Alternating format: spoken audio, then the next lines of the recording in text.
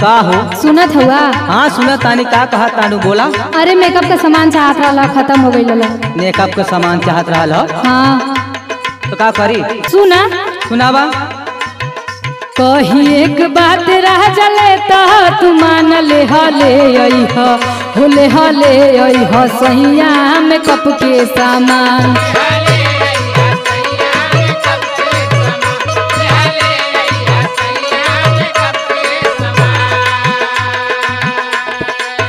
कहो काहे तू इतना हमरा से सोच सोच कहा ताड़ू? अरे जीवन बोले खुल के बोला। इतना सोच सोच काहे बोलो लू जान? बोला कवन कवन, बोला कवन कवन चाहिए मेकअप के सामान।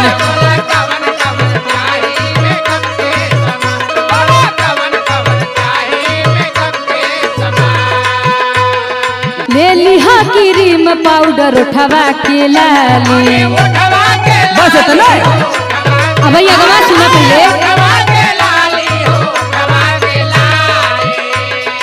जूरा बकल रोल गोल कनवा के बाली। अच्छा चला ठीक बा।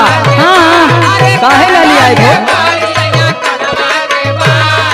और सुना सुनावा। इतना सामान लेके रख ली हमान ले हले होले हले सैया मेकअप के सामान।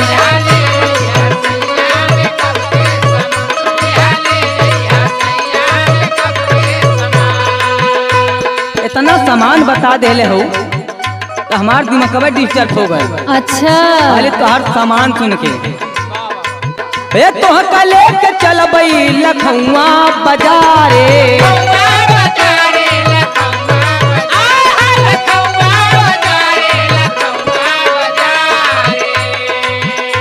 अरे कुछ ले नगद कुछ ले बई उधारे।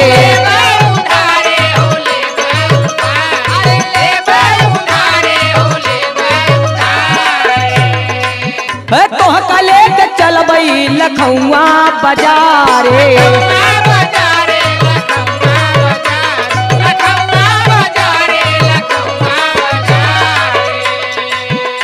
अरे कुछ ले नगद कुछ ले उधारे।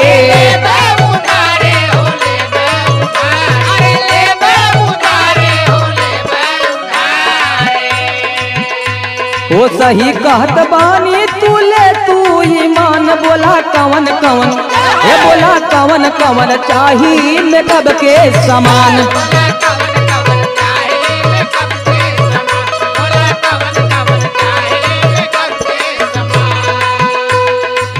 सुना बतावा। में से मौर्या के दुकनिया पे खावे समोसा।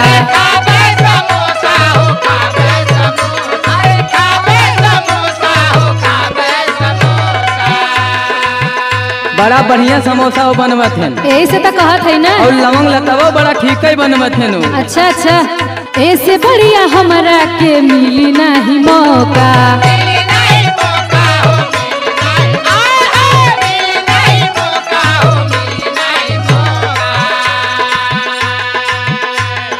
कमलेश महात्मा के हम करी बखान ले हले होले हले सैया मेकअप के सामान।